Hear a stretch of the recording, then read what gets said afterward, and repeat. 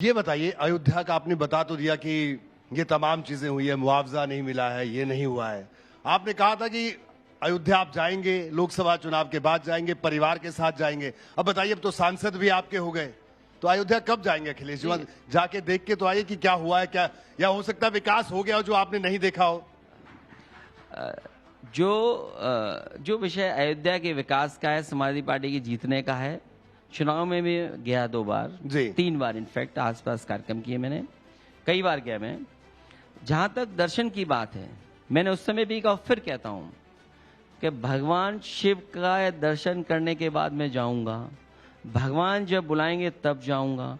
BJP के कहने से और किसी के कहने से मैं नहीं जाऊंगा। अभी कांवड़ मार्ग को लेकर एक विवाद हुआ कि साहब नाम लिखे जाने चाहिए, हालांकि बाद में कोर्ट का इंटरवेंशन हुआ उस पूरे मामले में, अभी रोक इस पूरे मामले में लग गई है। लेकिन इसी विवाद के बीच में बीजेपी के लोग एक 2006 के, जब आपकी सरकार थी तब की एक चिट्ठी लेकर आ गई कि साहब ये नाम और पहचान की बात तो आप लोग लेकर सामने आए थे और आज आप उन्हीं को कटघरे में खड़ा कर रहे हैं। देखिए, बीजेपी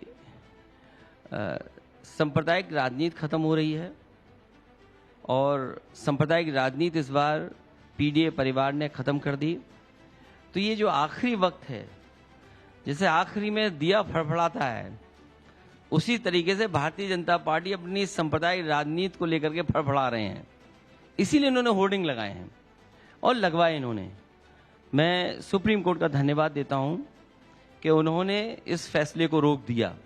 और जहां तक समाजवादी पार्टी पे आरोप है, अगर गवर्नमेंट ये कहती है रजिस्ट्रेशन के समय आपको ये डिटेल देने हैं जी, पर हम ये तो नहीं कहते हैं कि आप दीवार पे चिपका के रखेंगे, आप होर्डिंग बनाएंगे इसका और बाहर दिखाएंगे, आप वो भी रिलीजियस मौके पर। आपका ड्राइविंग लाइसेंस है, पर सरकार ये तो नहीं कहती है ना कि आप गाड़ी के सामने लगा के चलो। तो दुकान का रजिस्ट्रेशन अलग बात है, लेकिन उस रजिस्ट्रेशन को जिस तरीके से वो कम्युनल माहौल बनाना चाहते थे, वो उनका नियत थी। और फिर योगी जी से क्या उम्मीद करोगे आप? और इससे भी कोई उम्मीद कर सकते हैं इससे अच्छी? आप उनसे क्या एक्सप्रेस वे बनवाओगे? तो योगी जी या लैपटॉप बनवाओगे आप? नहीं, वो कह रहे हैं या आप उनसे कोई वो स्मार्ट सिटी बनवाओगे? उनके जितने स्मार्ट सिटी हैं सब में नाव चल रही है। और योगी जी का आरोप है कि आपकी सरकार के वक्त में कई कब्जे हुए, इसलिए वो बुलडोजर चला रहे हैं और उनके बुलडोजर से समाजवादी पार्टी के लोग डरते हैं। किससे? बुलडोजर से, क्योंकि अवैध कब्जे हुए। ये योगी सरकार का आरोप है। समाजवादी पार्टी कानून मानने वाले लोगों की पार्टी है। बीजेपी वाले कानून नहीं मानते हैं। बुलडोजर किस कानून में लिखा हुआ है बताइए हमें कि बुलडोजर चलेगा? तो बुलडोजर में कोई दिमाग नहीं होता है, स्टीयरिंग होती है उसमें जी। इसलिए ये अनकॉन्स्टिट्यूशनल काम सरकार को नहीं करना चाहिए। और फिर जो इनके लोगों के इलीगल घर हैं, इलीगल बिल्डिंग, उस समय बुलडोजर की चाबी क्यों खो जाती है? आपने अकबर नगर खाली करा लिया। दुनिया में पहला एग्जाम्पल होगा जहां पर नाले पर रिवर फ्रंट बन रही हो। बताओ, नाले पे कोई रिवर फ्रंट बनाता है? आप मुझे खुद बताओ कि नाले पे कौन रिवर फ्रंट बनाता है?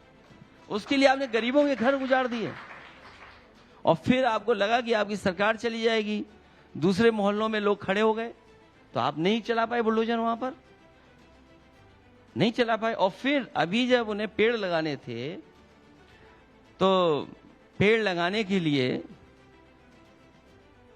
नहर का साफ पानी नाले में डाल दिया। बताओ आप, ये कहां की सद्बुद्धि है बताइए आप? साफ पानी नाले में डाल रहे हो आप और पानी गंदा कर रहे हो आप। कहीं ऐसा होता है क्या? और फिर अभी अखबारों में देखने को मिल रहा है कि 136 करोड़ पेड़ लगा चुकी है सरकार जी। और गणित क्या मैंने अखबार में पढ़ा कि 1.5 किलोमीटर में 1 लाख पेड़ लग गए। मुझे लगता है झाड़ी लगाई होगी इन्होंने, पेड़ तो नहीं लग सकते। अभी एक उपचुनाव आ रहा है 10 विधानसभा सीटों पर, तो ये गठबंधन जारी रहेगा कांग्रेस के साथ इस उपचुनाव में, और साथ में चुनाव है हरियाणा के, झारखंड के, महाराष्ट्र के। गठबंधन रहेगा और जहां प्रदेश में पार्टी का संगठन होगा जी, पार्टी के पास जो लीडरशिप है, और अगर वो जीतने लायक होगी तो उनकी बात जरूर रखी जाएगी। मैं आपकी राजनीति को बड़े करीब से देख रहा हूं इतने सालों से, उत्तर प्रदेश को कवर करते हुए।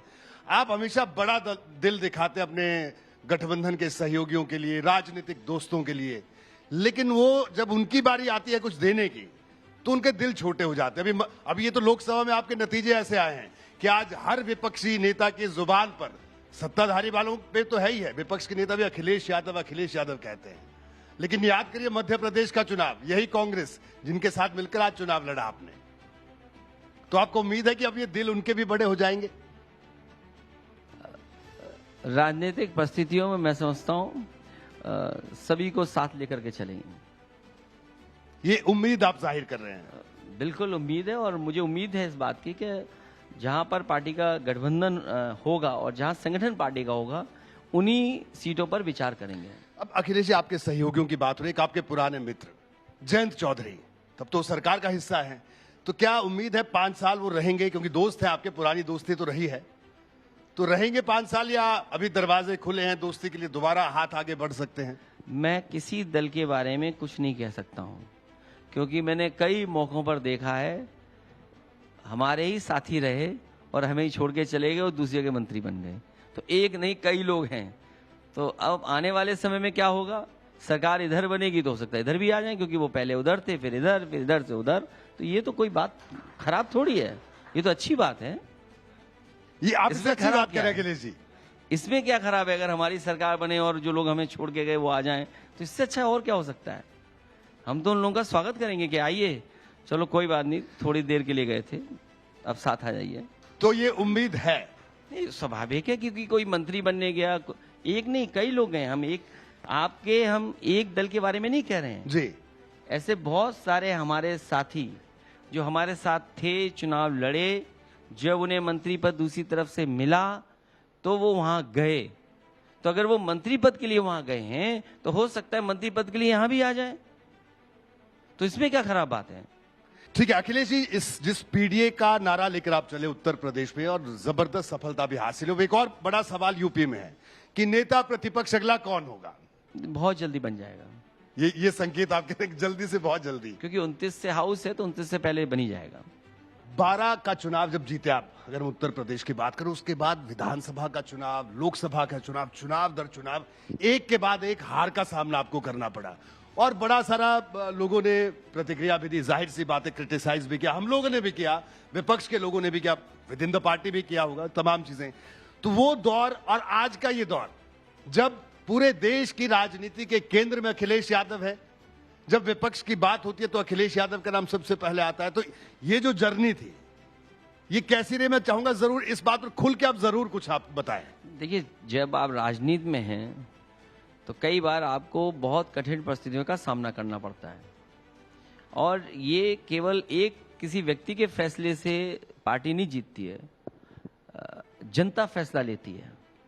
तो राजनीति में स्वाभाविक है उतार चढ़ाव आता है जी, लेकिन हम समाजवादी ने केवल यही सीखा है कि काम करते रहें और अच्छा काम करते रहें। लेकिन अखिलेश जी, आपकी राजनीति में तो बहुत उतार चढ़ाव आए, मतलब बाहर से, भीतर से, कोई बात इधर से, दोस्तों से।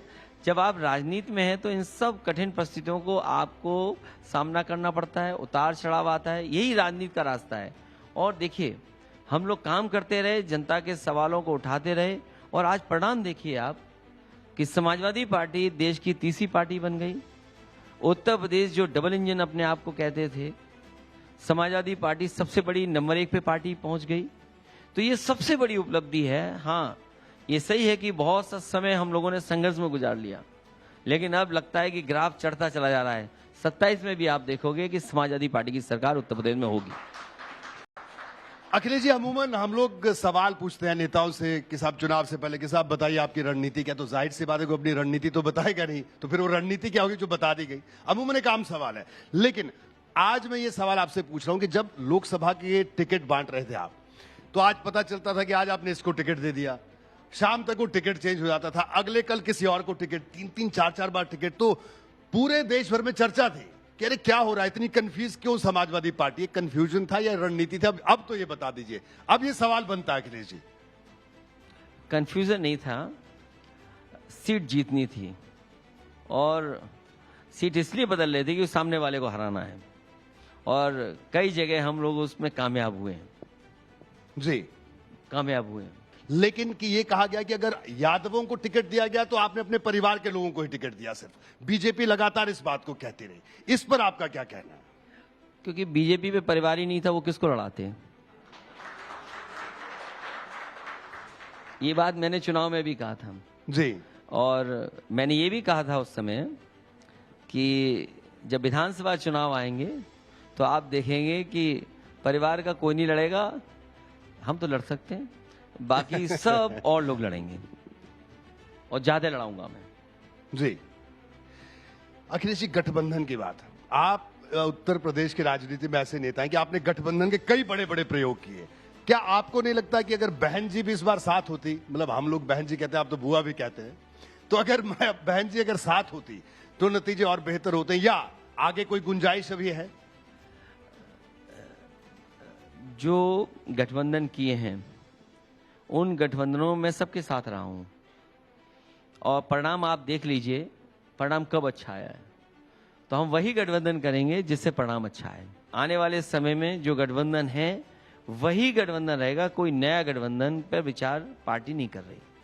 राजनीति में देखिए, जाति इस देश की एक रियलिटी, इस बात से कोई इनकार नहीं कर सकता। लेकिन आप जैसे आप पढ़ा लिखा नेता, सबको लगता था कि अखिलेश यादव एक नई तरह की राजनीति उत्तर प्रदेश में शुरू करेंगे। क्या आपको लगता है आप उस दिशा में बढ़े, या फिर से वही स्थिति हो गई है? नहीं, कि वो बीजेपी वाले हिंदू मुसलमान की बात वो हिंदुओं की बात कहते हैं तो आप मुस्लिम की बात कहते हैं, वो अगर नाम लगाने की बात करते हैं तो अखिलेश यादव मुख्तार अंसारी की बात कर लेते हैं कभी कभार। समाजवादी पार्टी और हम लोग कभी जाति के आधार पर राजनीति नहीं कर रहे हैं।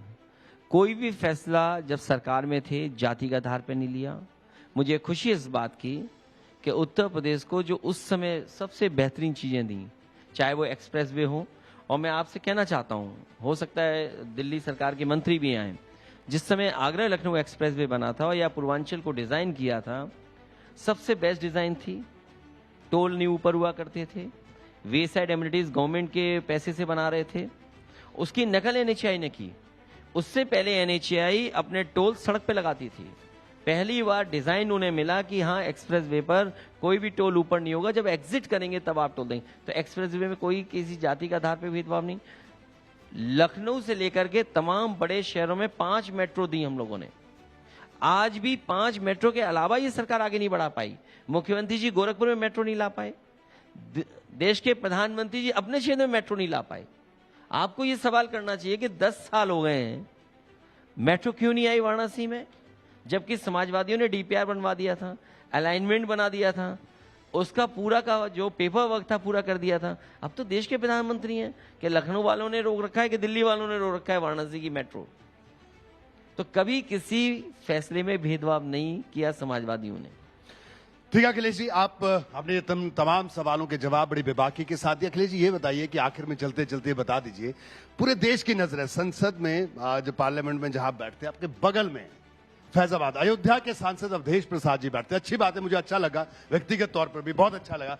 लेकिन ये बताइए कि आप उनको साथ बैठाते हैं और बार बार जब सरकार का कोई व्यक्ति कुछ कहता है तो आप अयोध्या उनकी तरफ इशारा कर देते हैं, उनकी तरफ इशारा कर देते हैं। वो इसलिए इशारा कर देते हैं कि बीजेपी वालों ने बहुत चढ़ाया हम लोगों को। अब उनका इलाज अवधेश जी और अयोध्या की जनता ने किया है। अगर ये वर्ल्ड क्लास सिटी अयोध्या को बनाए होते और किसानों को सही मुआवजा दिया होता, मार्केट वैल्यू की कीमत दी होती, तो शायद उनका ऐसा हश्र नहीं होता। तो अखिलेश जी, ये व्यक्तिगत आइडिया था आपका अवधेश जी को बगल में बिठाने का, या नहीं? अवधेश प्रसाद जी क्योंकि विधानसभा में हमारे साथ बैठते थे, इसलिए हम दोनों लोग विधानसभा छोड़कर लोकसभा में आ गए, तो हमने साथ नहीं छोड़ा, एक ही साथ बैठ रहे हैं दोनों लोग। अखिलेश जी, आपका बहुत बहुत शुक्रिया एबीपी न्यूज से बातचीत करने के लिए। Thank you so much. तो अखिलेश यादव हमारे साथ मौजूद थे, उत्तर प्रदेश के पूर्व मुख्यमंत्री, और इस बार जिस तरह का प्रदर्शन उत्तर प्रदेश में समाजवादी पार्टी ने किया, अखिलेश यादव उत्साह से लबरेज हैं और सीधी चुनौती 2027 के लिए दे रहे हैं।